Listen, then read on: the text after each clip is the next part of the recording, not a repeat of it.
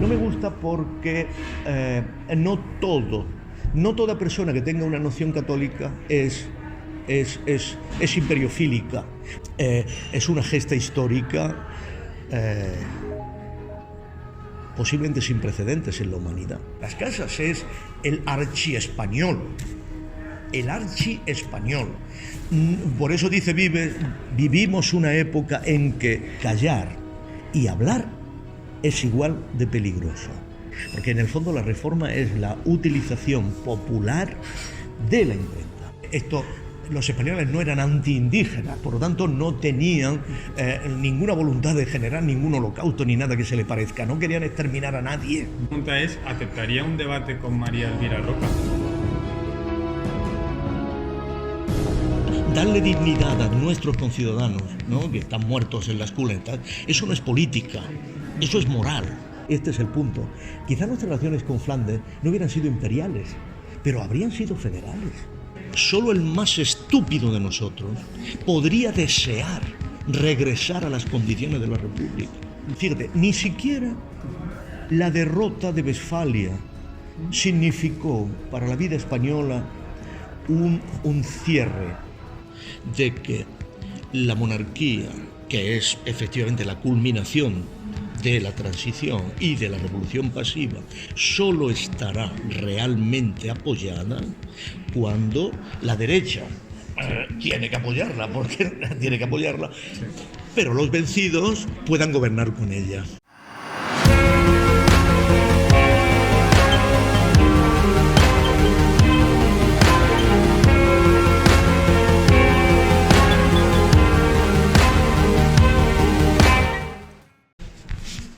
José Luis Villacañas, para mí es un auténtico placer tenerle hoy en mi canal de YouTube, Trincheras Ocultas. Gracias. Ya le conté un poco de récord, ¿no?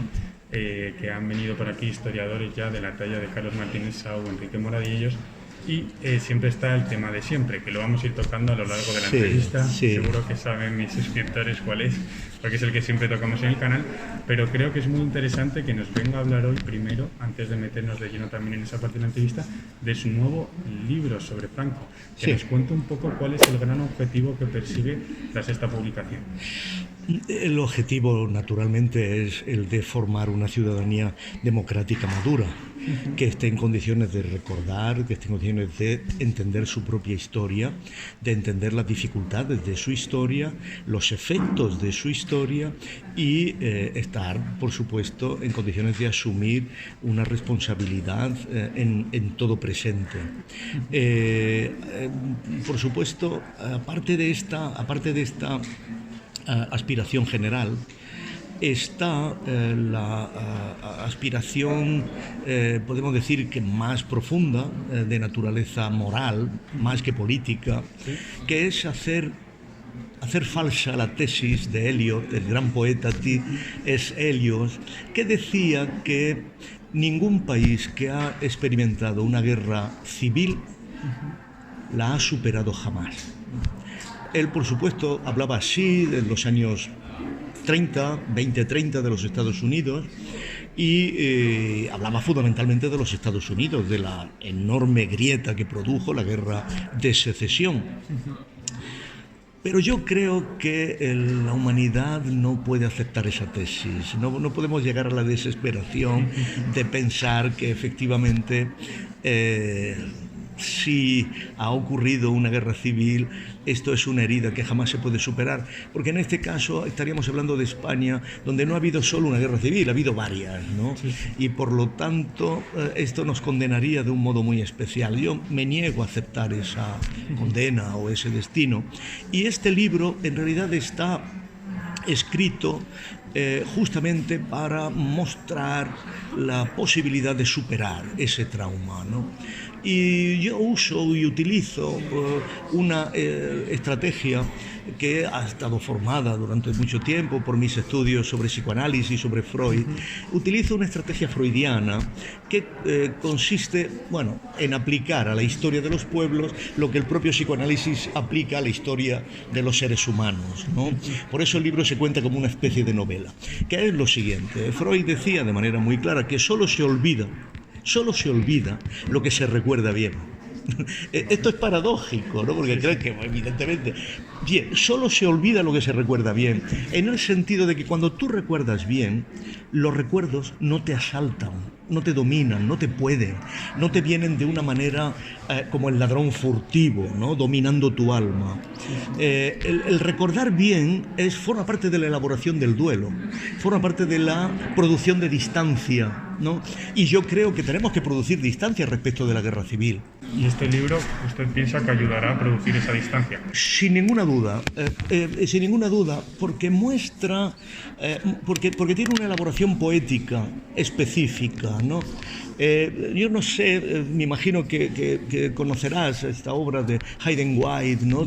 Que es sobre la poética historia, metahistoria sobre las poéticas de la historia. Y Hayden White dice que hay 4 formas de hacer historia. Está la trágica, está la romántica, está la trágica, está la cómica y está la satírica, ¿no? Entonces yo he utilizado esas 4 poéticas para organizar el libro. Y por eso el libro, por supuesto, romántico, porque muestra lo que fue una guerra de ideales, una guerra en la que la gente moría por ideas. Por supuesto, yo procedo de ambientes republicanos y procedo de ambientes que en este sentido lucharon por la República. Pero es verdad que en aquel momento hubo mucha gente que luchó por ideas, por muchas ideas. No solo por la República, luchó obviamente por el catolicismo, por la unidad de España, por la independencia de Cataluña, por la independencia del País Vasco, por la anarquía. Fue una lucha romántica. Y aquí vinieron todos los románticos del mundo, de uno y otro modo.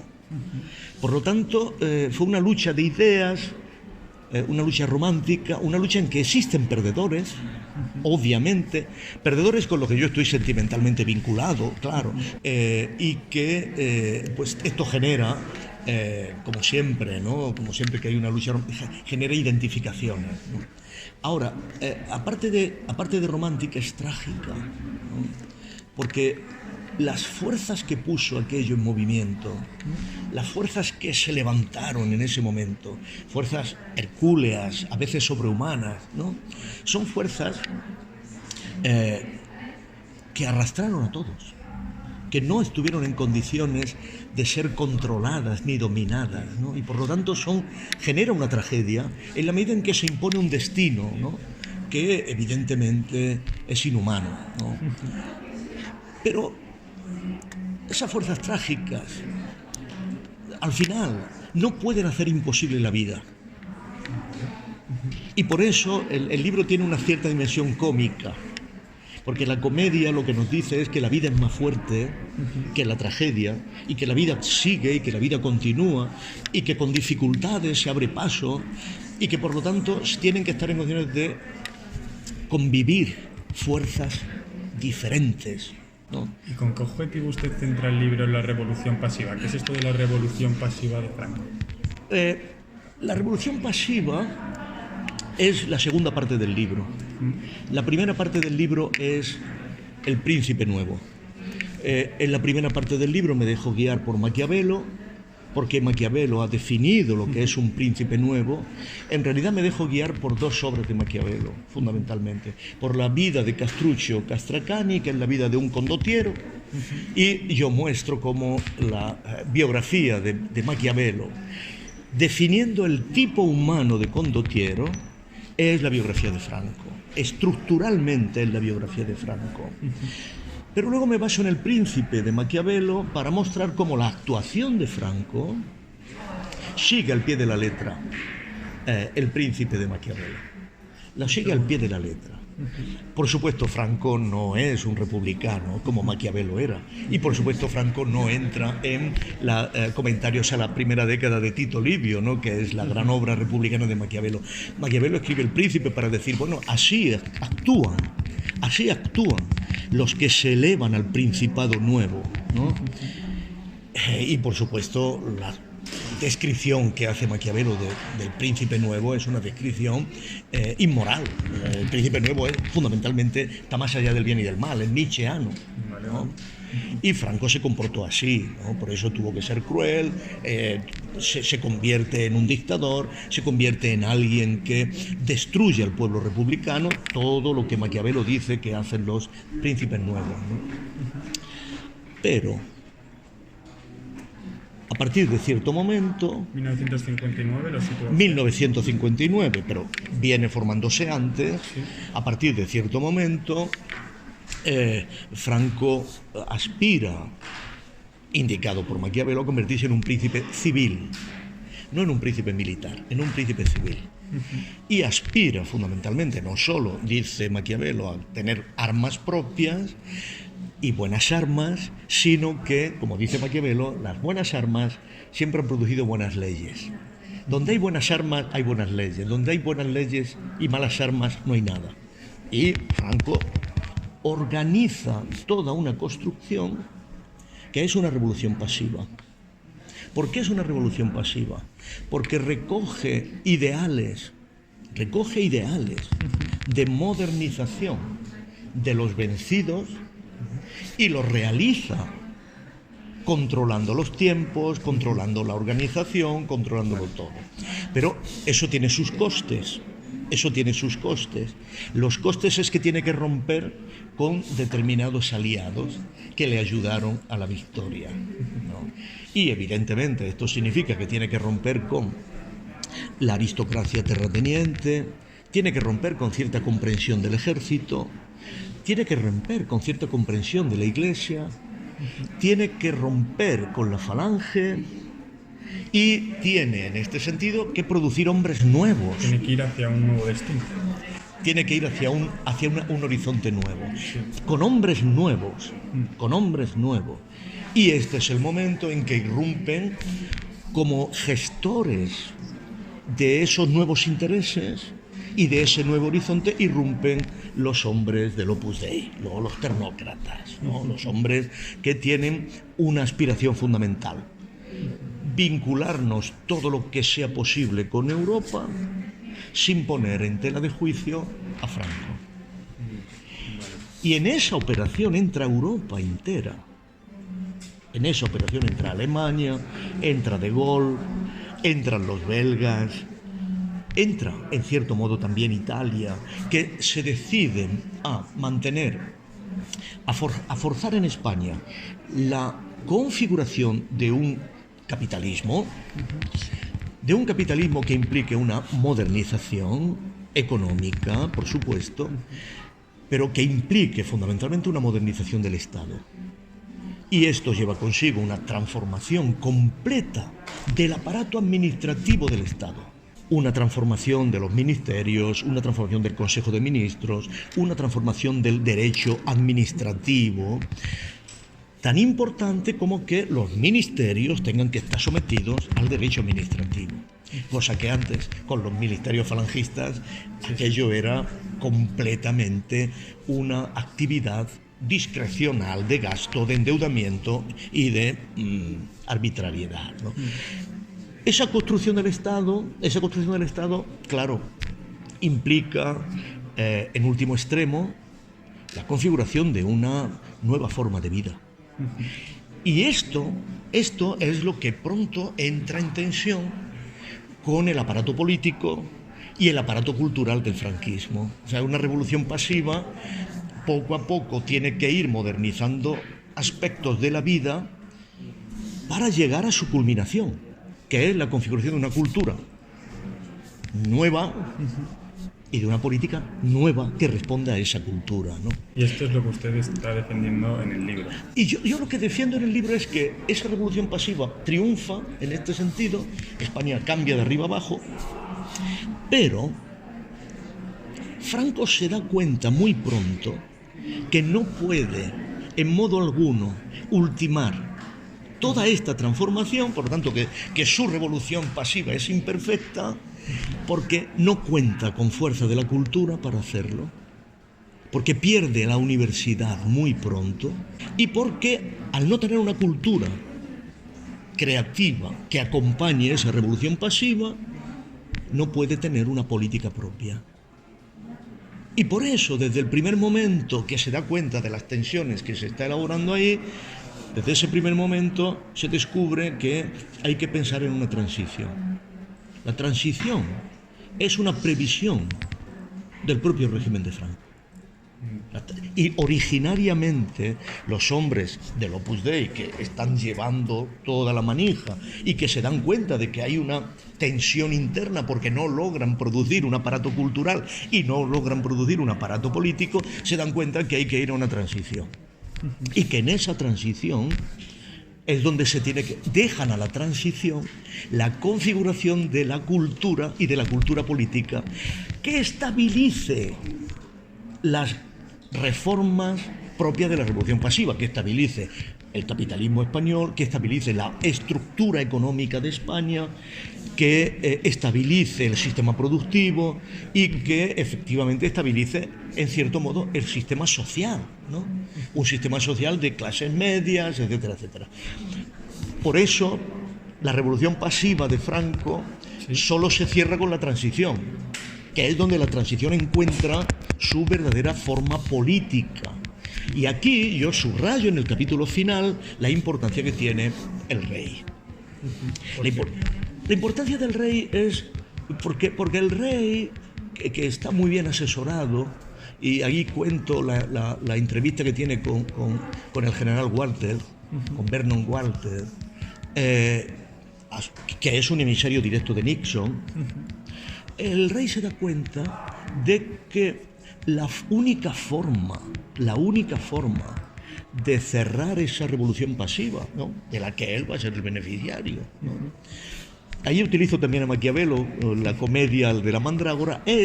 La única forma es que los propios representantes del régimen que van a hacer la transición se inmolen.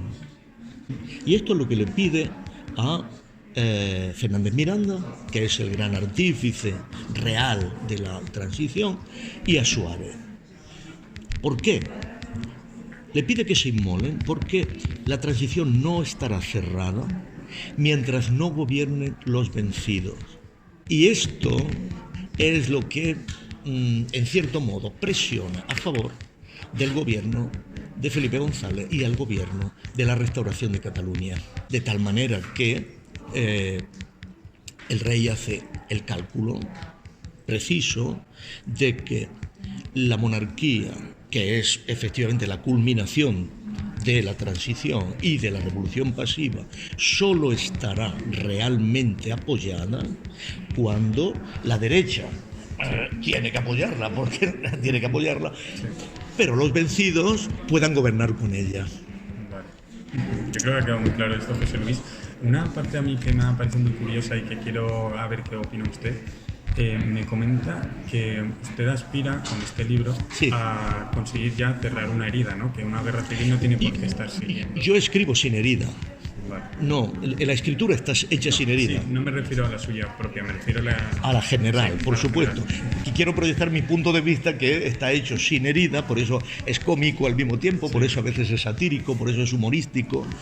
Quiero superar esa herida y quiero proyectar un espíritu y una forma de relato que efectivamente en el lector le lleve a superar la herida. Eso no significa que no haya que hacer algunas cosas desde el punto de vista moral para superar la herida, por supuesto, pero quiero convencer al lector de que esas cosas morales que hay que hacer no son políticas.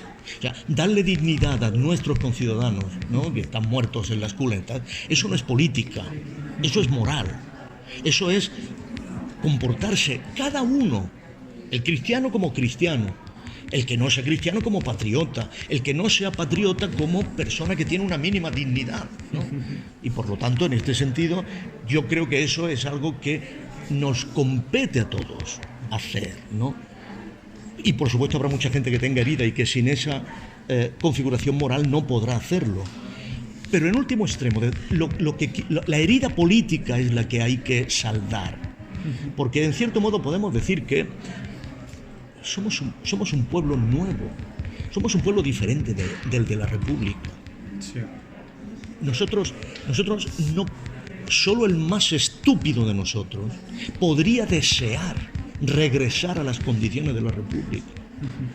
Y solo el más estúpido de nosotros podía dejar de ver que los errores que se cometieron, los trágicos errores que se cometieron en la República, quisiera cometerlos alguien de nuevo. Por supuesto. En este sentido creo que doy razones incluso al que esté herido para superar su herida. Perfecto.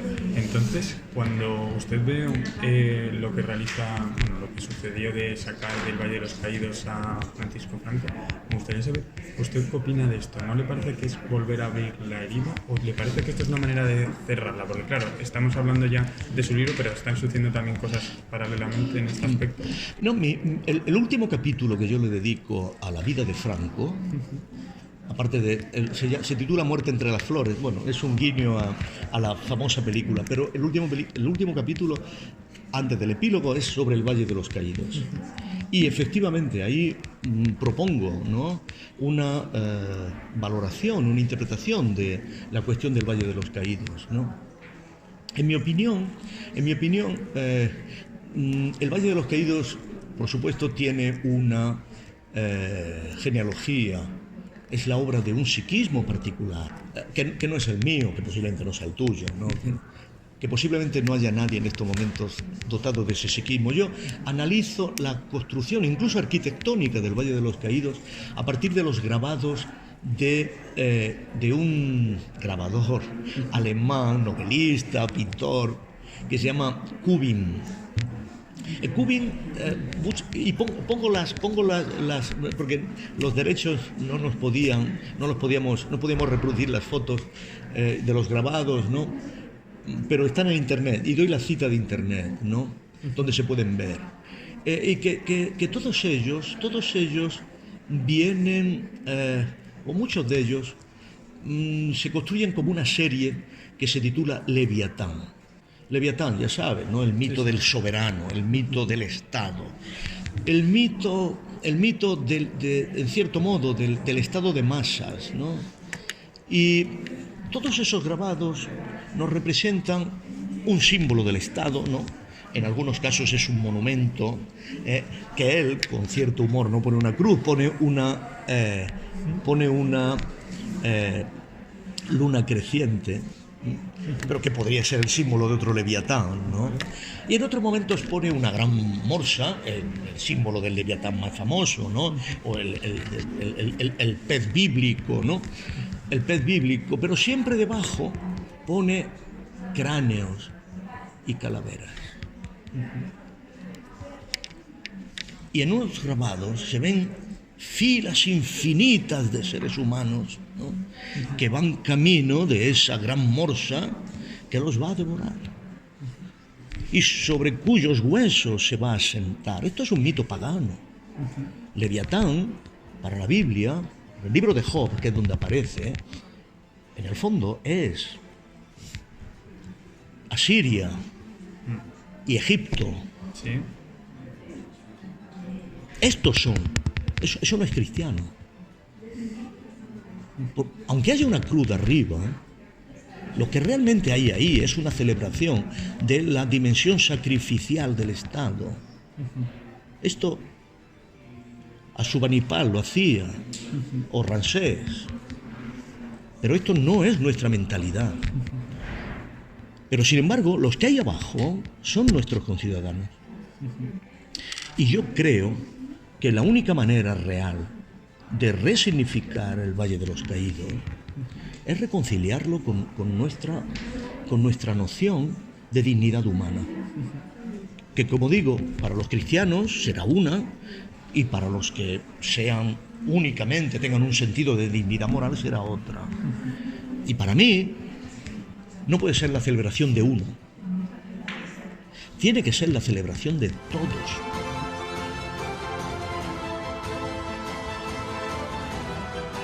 Me gustaría saber, lo vamos a enrolar incluso un poco también con el franquismo, ¿qué apropiación se pudo hacer el franquismo de ciertos símbolos del siglo XVI que, vistos desde la actualidad, a lo mejor lo ligas a esta época cuando no tiene nada que ver, como podrían ser, por ejemplo, yo que sé, los Reyes Católicos, los tercios, y que luego encima surge la etiqueta, con una sociedad basada en etiquetas, de franquista cuando hablas, por ejemplo, de Fernando el Católico. Claro, Me gustaría claro. saber un poco qué opina de usted de esto. Bueno, en cierto modo, en los momentos de lucha muy intensa, todas las herramientas políticas pues se utilizan, ¿no? Yo creo que la propaganda debe tener sus límites y la responsabilidad política debe ejercerse respetando esos límites. Y esos límites son los del anacronismo. O sea, yo no puedo proyectar categorías ni enunciados ni conceptos del siglo XVI y XVII al presente sin reparar en que desde el punto de vista histórico-social estoy cometiendo anacronismos, disfuncionalidades, desplazamientos, ¿no? Bueno, Franco, efectivamente, la propaganda franquista fue muy intensa y en la medida en que, esta es la tesis básica también de mi libro, Franco fue un dictador protector de la tradición en general, ¿no? Sí. Se presentó ideológicamente así. Por supuesto, todos los elementos de la tradición pues pasaron a entrar en la sartén de la propaganda, ¿no? Desde el Cid, que yo creo que es el que más personalmente vivía Franco, porque en el fondo era el condottiero, también como él, y el que llega a princeps, a príncipe, ¿no? Príncipe de Valencia, ¿no? Desde ese punto de vista, pues claro, Franco utilizó indiscriminadamente, y sus hombres utilizaron indiscriminadamente la historia de España, ¿no? En aquello en que podía servir. Ahora, yo creo que esto no puede ser sino un atentado generalizado a la verdad, ¿no? Por ejemplo, el catolicismo español del siglo XVI fue el más avanzado. El catolicismo español de los obispos españoles fue el más avanzado en el Concilio de Trento. Esto todo el mundo debería saberlo, ¿no? Sí, sí. Hasta tal punto de que la curia romana, pues estuvo a punto de excomulgar a alguno de ellos, ¿no? Como por ejemplo el arzobispo Guerrero de Granada. Para la Iglesia episcopal española del siglo XVI, el Concilio de Trento se cerró en falso. ¿Y eso? Cuéntenos. Sencillamente porque no logró articular un episcopalismo adecuado. ¿Y por qué no logró articular un episcopalismo adecuado? Sencillamente porque la curia impuso sus condiciones. Y las condiciones eran la legitimación de lo que podemos llamar el abandono de la sede. O sea, la curia, ¿de qué vive la curia? La curia vive de obispos que no están en su sede, ¿no? Todos son obispos, pero todos van a Roma. Los obispos españoles lucharon contra eso, porque su pastoralismo, su episcopalismo, hacía obligatoria la residencia en su sede. Esto no lo aceptó Trento de manera real. Por ejemplo, el hecho de que los obispos fueran naturales, de su sede, no tanto de su sede, sino de su país. Había muchos cardenales y obispos romanos o italianos que eran obispos de sedes españolas. Y esto los obispos españoles no lo podían entender. Los obispos españoles, en cierto modo,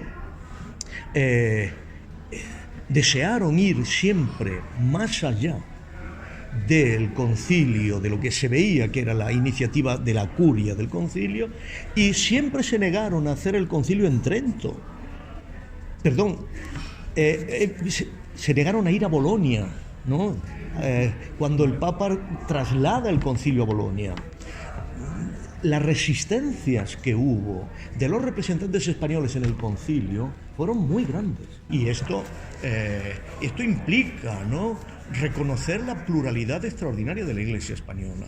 Por lo tanto, de la misma manera que el libro reconoce la pluralidad de la Iglesia española en la misma época de Franco. O sea, desde ese punto de vista, mi libro no tiene nada de anticlerical, ni tiene nada de, ¿no?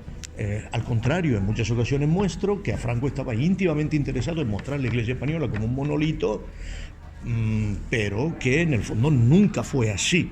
El cardenal de Sevilla se negó radicalmente a poner el yugo y las flechas en la pared de la Catedral de Sevilla, y se negó a escribir los nombres de los caídos falangistas en la Catedral de Sevilla, cardenal Segura. O sea que yo creo que desde ese punto de vista la idea de Franco, ¿no?, de que la totalidad de la Iglesia está con la cruzada, esto es una exageración evidentemente propagandística. Podríamos seguir así, ¿no? Por supuesto que yo tengo mi mirada acerca de lo que fue el reinado de los Reyes Católicos, ¿no? Ahora la vamos a conocer.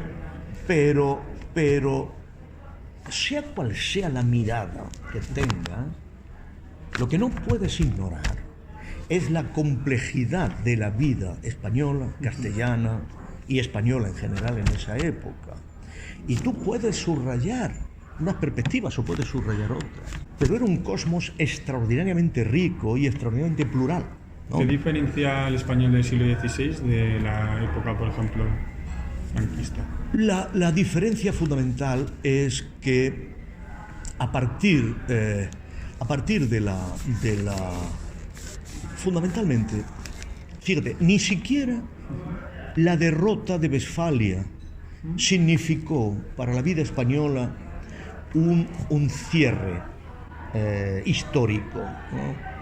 Por supuesto significó una liberación de una sangría política, económica, cultural, y por supuesto significó la consumación de algo que se veía venir desde hace mucho tiempo, ¿no?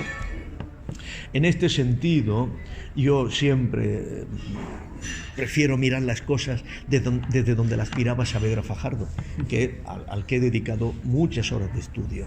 Y Saavedra Fajardo ve que efectivamente no podemos ganar la guerra por la hegemonía europea y que tenemos que hacer operaciones inteligentes para no perderla. No podemos ganarla, pero podemos todavía no perderla si hacemos una serie de cosas, ¿no? Pero evidentemente Westfalia se vive como una liberación de la pesadilla.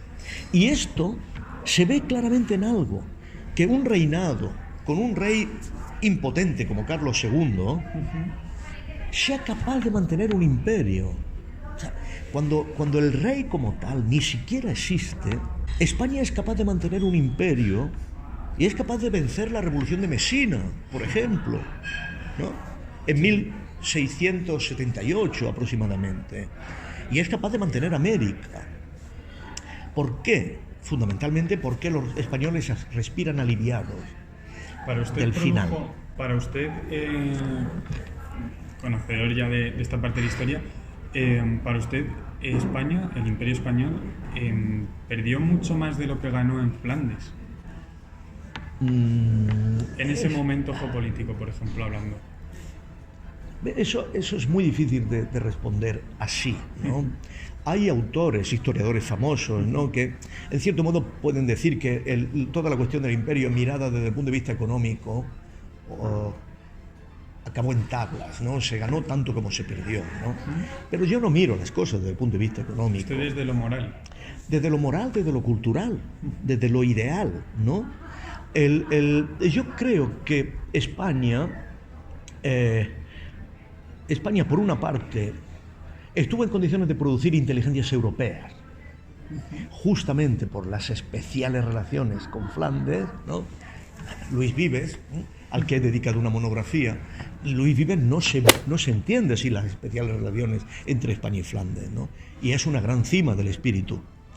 Pero Arias Montano, igualmente, ¿no? O andando el tiempo, Espinosa, esto es, los sefarditas españoles.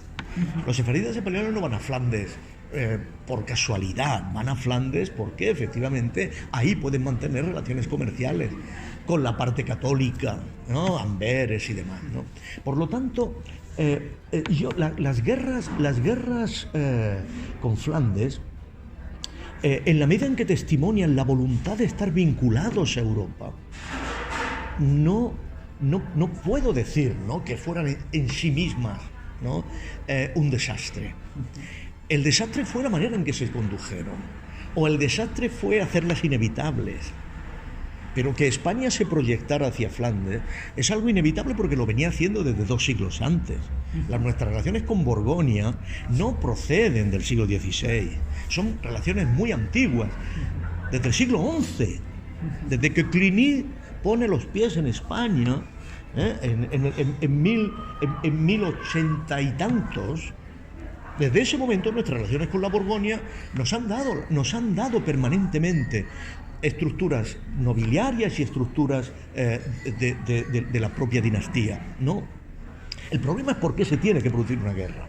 Y atención, la guerra no se produce por una necesidad. La guerra se produce por una operación cortesana, de la que tenemos noticias muy claras. La guerra es si en lugar de ir Alba va el príncipe Don Carlos, la cosa hubiera sido completamente diferente. Quizá no habría habido guerra. Quizá nuestras relaciones, este es el punto, quizá nuestras relaciones con Flandes no hubieran sido imperiales, pero habrían sido federales.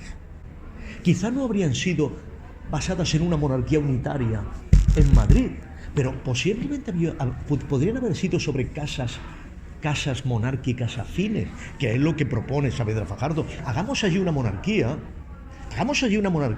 que sea familiarmente nuestra y que no nos obligue a gobernar desde Madrid, pero no tengamos allí aliados, afederados nuestros.